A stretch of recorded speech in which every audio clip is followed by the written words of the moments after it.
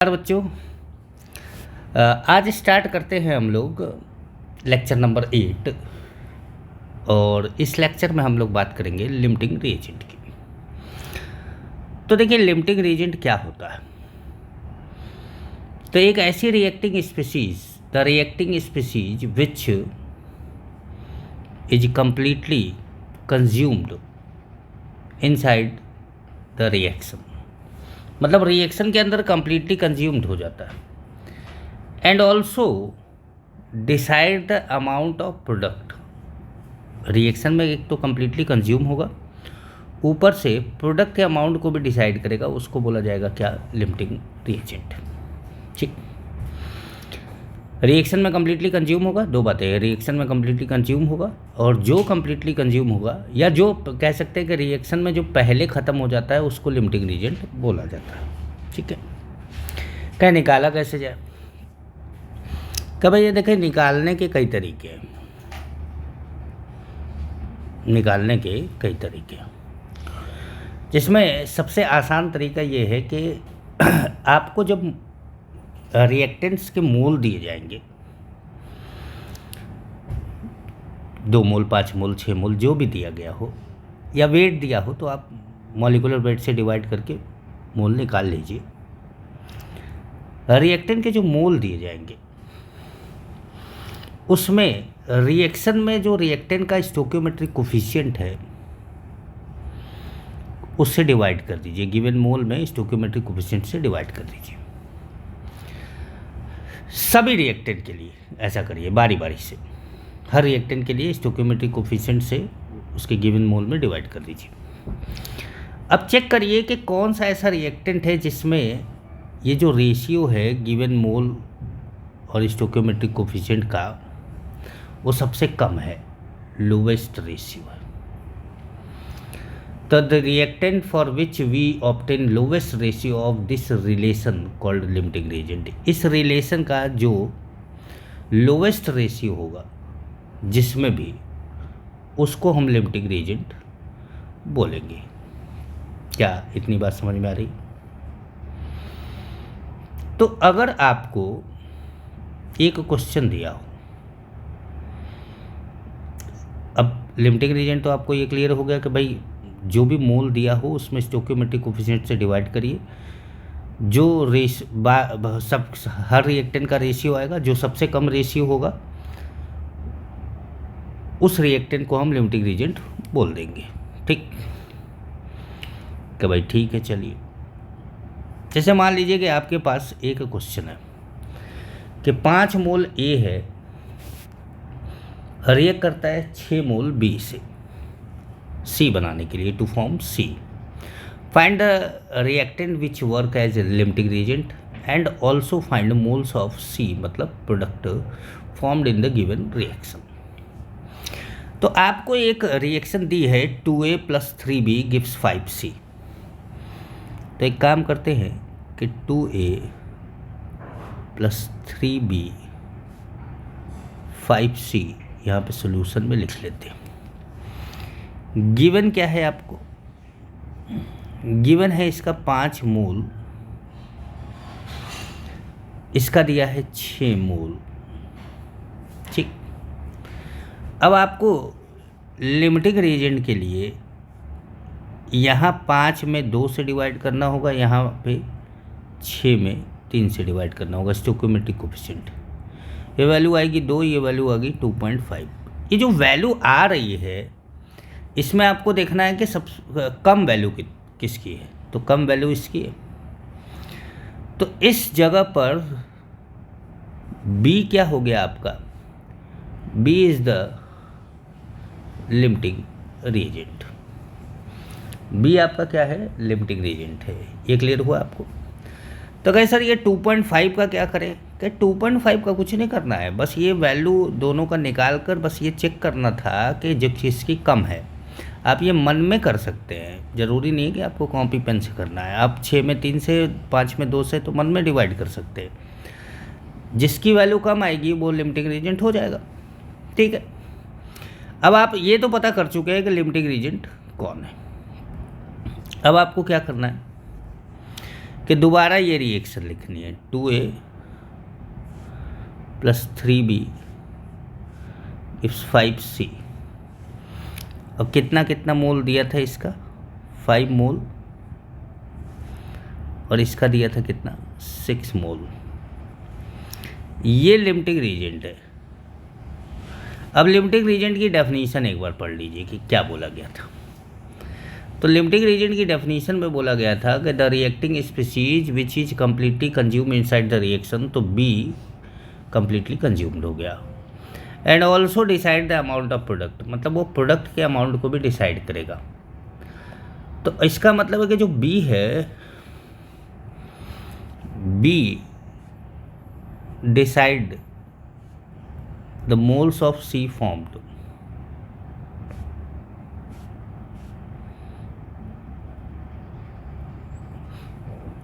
B decide करेगा कि सी का कितना मोल बनेगा।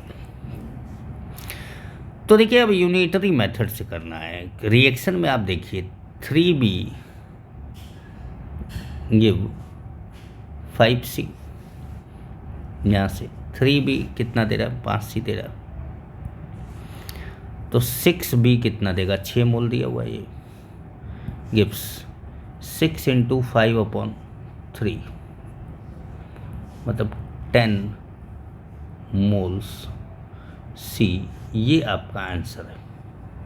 मतलब आपके आंसर दो थे, एक तो ये आपको ये पूछा गया था कि क्या लिमिटिंग रीजेंट है, एक तो ये पूछा गया था कि क्या लिमिटिंग रीजेंट है। तो लिमिटिंग रीजेंट हमारा work as limiting reagent, limiting reagent तो हमारा हो गया कौन, B.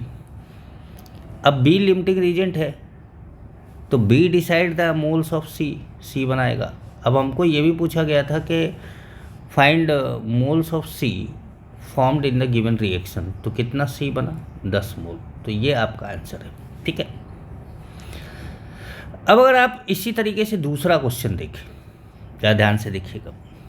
12 litre of H2 and 11.2 litre of Cl2 are mixed and exploded, the composition by volume of mixture is, ठीक। तो ध्यान से समझिएगा इस क्वेश्चन को। अब इसके अंदर क्या है कि H2 + Cl2 रिएक्शन होती है 2HCl, ये कितना है, 12 लीटर है, ये कितना है, 11.2 लीटर, ठीक है। अभी तो ये बना नहीं। तो अब दोनों के स्टोकियोमेट्रिक कोफिशिएंट 1 है, तो 11.2 में 1 से डिवाइड करेंगे 11.2 आएगा, 12 में 1 से डिवाइड करेंगे तो 12 आएगा। तो आप बोलेंगे सर वॉल्यूम में आप डिवाइड कर रहे हैं, आप तो मोल में डिवाइड करने को बोले थे। दरअसल क्या है कि आप वॉल्यूम को मोल मान सकते हैं कि क्यों, क्योंकि एवोगैड्रो के नियम के अनुसार कि वॉल्यूम डायरेक्टली प्रोपोर्शनल टू किसके था, मोल के। तो आप वॉल्यूम को मोल मान सकते हैं, ठीक है। तो अब यहाँ पर ये कौन हो गया, लिमिटिंग रीजेंट हो गया, ये लिमिटिंग रीजेंट हो गया। तो Cl2 के 11.2 से H2 का 11.2 रिएक्ट कर गया, तो H2 का बचा कितना, 0.8 लीटर, ठीक है। अब Cl2 के 1 मोल से HCl का 2 मोल बनता है, तो 11.2 से 22.4 लीटर बनेगा। Cl2 टोटल कंज्यूम्ड हो जाएगा, मतलब Cl2 क्या है, लिमिटिंग रीजेंट है। तो अब अगर आप रिएक्शन में इसके अंदर देखना चाहें तो द कंपोजिशन ऑफ वॉल्यूम, तो 0.8 litre H2 and 22.4 litre HCl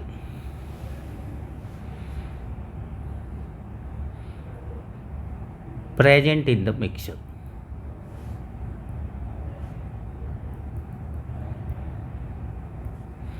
present in the mixture, ठीक। चलिए ये क्लियर हुआ आप लोगों को। मतलब आप वॉल्यूम को मोल की तरह ट्रीट कर लीजिए, काम हो जाएगा आपका। अच्छा, एक क्वेश्चन मैंने आपको होमवर्क के लिए देखा है। For the reaction of A + 2B gives C। 5 mole A दिया है, 8 मोल B दिया है, C कितना बनेगा? तो सबसे पहले आप इसमें लिमिटिंग रीजेंट खोजिएगा। जो लिमिटिंग रीजेंट होगा, जो नहीं होगा उसको तो भूल जाइए।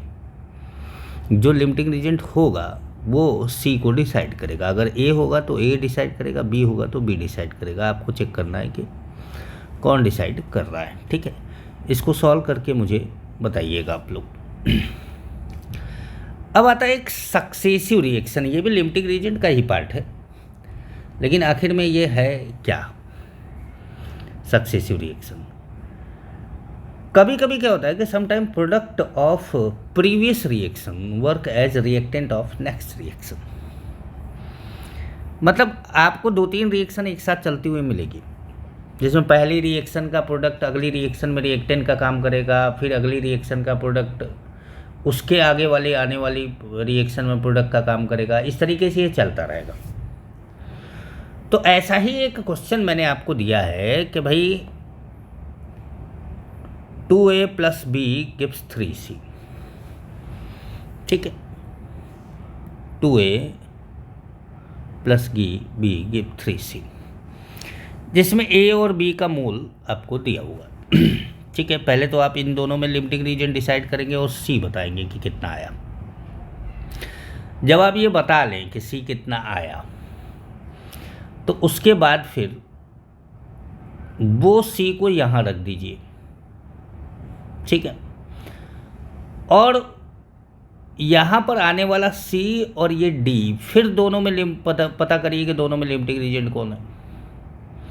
अब अगर C है तो C डिसाइड करेगा E को, D है तो D डिसाइड करेगा E को। क्या इतनी बात समझ में आ रही है? अगर इतनी बात समझ में आ रही है तो अब हम लोग क्वेश्चन में आगे बढ़ सकते हैं। चलिए ध्यान से देखिएगा।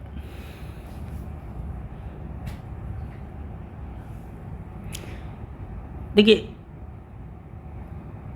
आपको क्वेश्चन में दिया गया है 2A, सबसे पहले